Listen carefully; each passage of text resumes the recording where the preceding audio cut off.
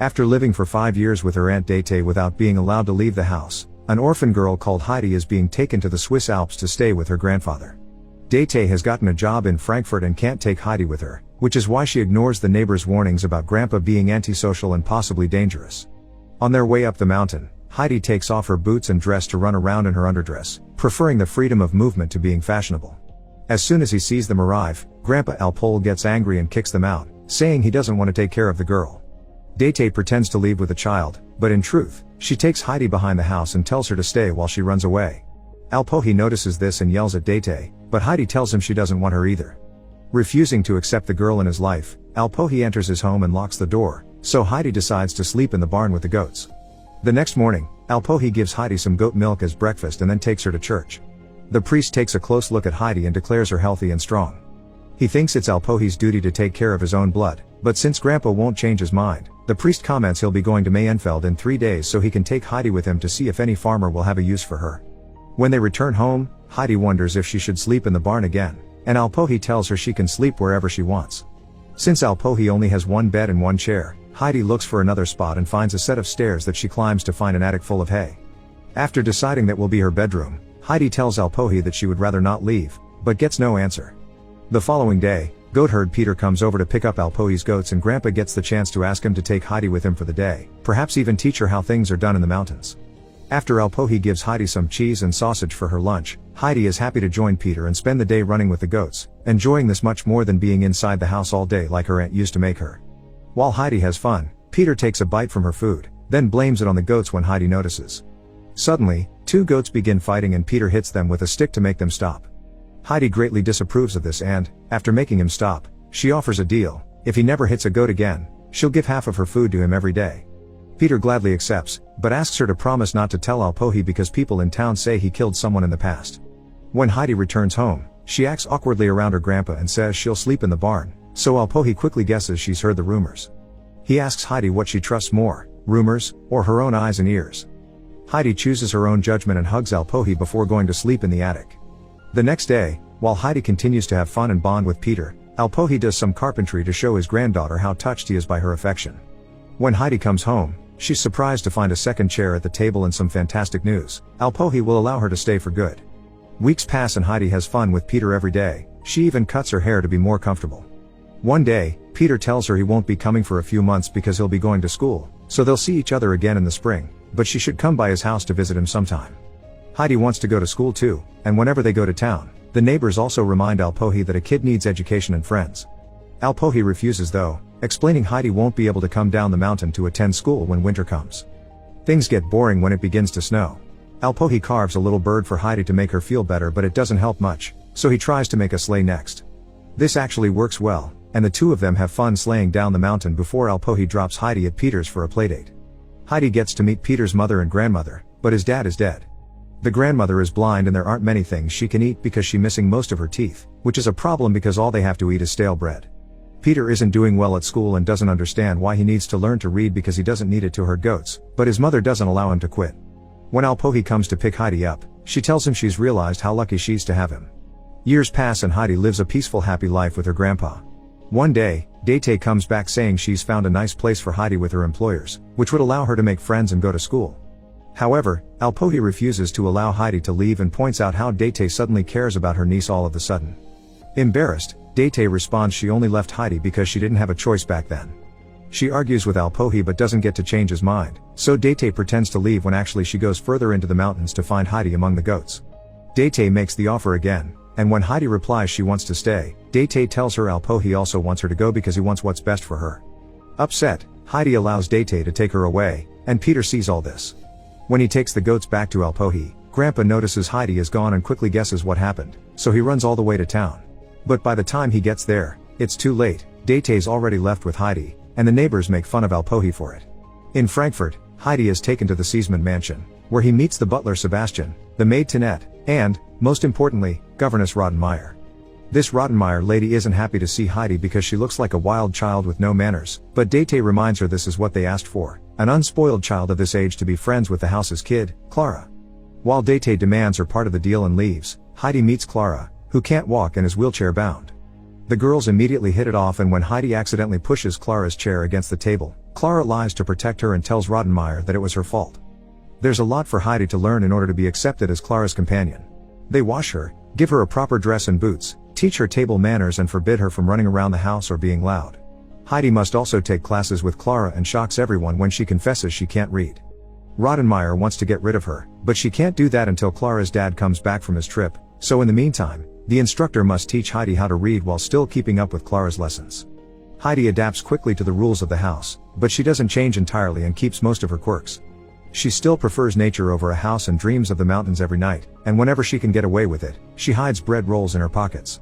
She and Clara grow very close. This bond inspires Clara to share what happened to her. After her mother's death, Clara became so ill that she lost her ability to walk. Before Heidi came along, she felt lonely and caged in this house because her father's always away on business trips. One afternoon, Heidi refuses to take the daily nap and asks Sebastian to open a window for her. Sadly, she still can't see the mountains, causing Sebastian to explain that in order to see the mountains from here, she would have to get into the very tall city tower. Afterward, Heidi sneaks Clara out of the house and shows her around the city, because Clara is never allowed to go outside. When they find the city tower, Clara waits by the door while Heidi goes as high as possible, only to get disappointed when not even up here it's possible to see the mountains. Clara is a little nervous to be alone, but her mood improves when she finds a person selling kittens and decides to buy them all. Back at the house, Rottenmeier panics when she can't find the girls and sends all the servants out to search for them. It's Sebastian who finds them, and Clara fortunately covers the kitties with the blanket they came with before he can see them. When they return home, Rottenmeier tries to scold them, but ends up sneezing like crazy because of her allergies. The cat suddenly jumped off Clara's lap, scaring Rottenmeier so badly that she climbs on the furniture, making everyone laugh. Later at dinner as punishment, Heidi isn't allowed to eat. Instead she must stand in the corner of the room, facing the wall during the whole meal. Rottenmeier promises that next time she'll send her to the cellar with the rats. Heidi won't stand for this, so after dinner, she picks up all the bread rolls she's saved for Peter's grandmother and tries to leave. Rottenmeier stops her, reminding her she's lucky to be receiving fancy clothes and proper education. But what truly makes Heidi feel bad is seeing a disappointed Clara crying and rushing to her room. Since that day, Heidi's dreams get worse, and Clara won't leave her room. Tinette explains she's sick and blames Heidi for it. Feeling even worse now, Heidi visits Clara once her doctor says she's feeling better, and reassures her it's not because she hates her that she wants to leave. Clara understands but still doesn't want Heidi to go because she's all she has. With Heidi back at her side, Clara begins leaving her room again and attends classes, but reading isn't coming easily for Heidi.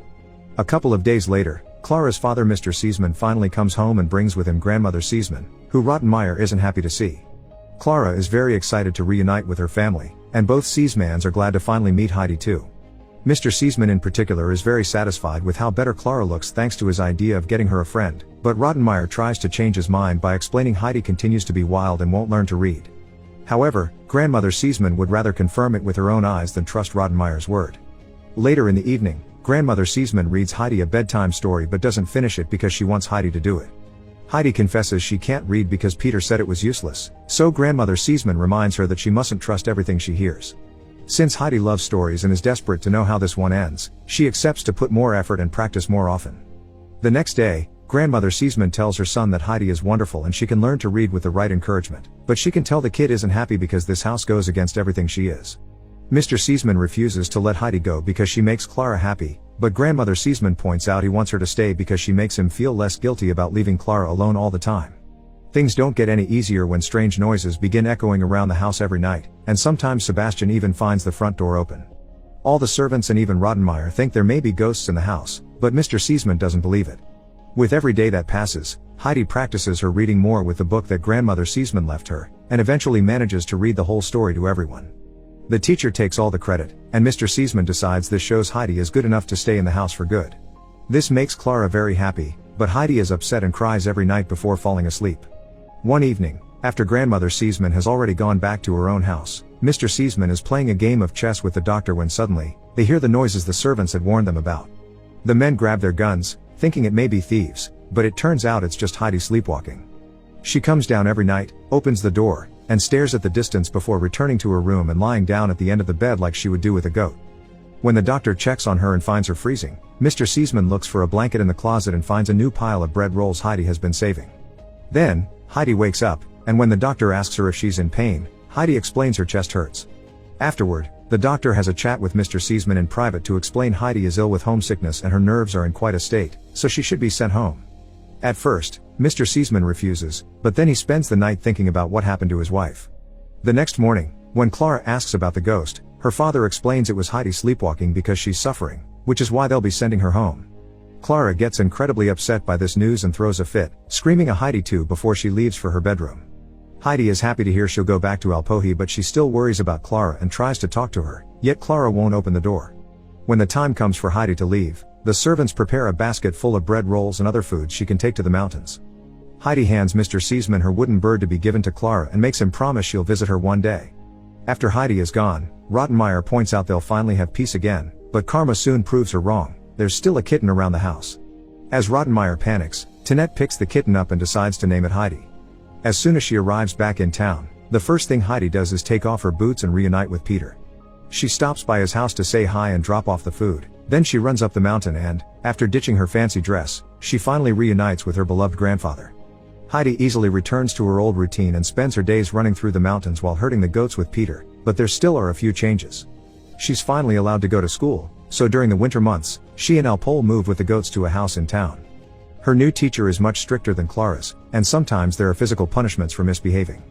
Her class laughs at her when she confesses she wants to be a writer when she grows up, but at least she does well in her studies, unlike Peter, who still has trouble reading even when Heidi tries to help him. All the interesting things that happen, Heidi puts on letters for Clara, also saying she misses her a lot and that she should visit. When the letter reaches Clara, it makes her feel bad because she didn't even say goodbye, so grandmother Seisman gathers a bunch of servants and together they take Clara up the mountain. While the girls reunite with glee, grandmother Seisman has a drink with Alpole and asks him if Clara could stay for a few days, offering to pay a fee. Alpole is glad to accept but turns down the money, saying Clara is a guest. Now it's Heidi's turn to teach her friend about life in the mountains. Clara begins to wear only her underdress and eat without cluttery. She also gets to pet the goats, sleep on hay and see a shooting star. Both girls are spending all their time together and that makes Peter extremely jealous. He refuses to join their activities when Heidi invites him and he goes herding on his own, because Clara can't go up there in her wheelchair and Heidi wants to stay with her. One morning, Peter arrives before the girls are up and finds the wheelchair outside the house. His jealousy kicks in and causes him to push the chair off a cliff before he runs away with the goats.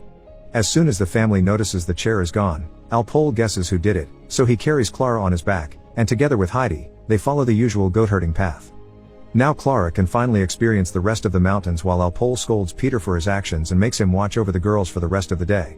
Clara loves the beautiful view, the flowers, and the cute little butterfly that comes to rest on her foot. When the butterfly flies away, Clara is desperate to make it stay and tries to catch it, shocking everyone by suddenly standing up.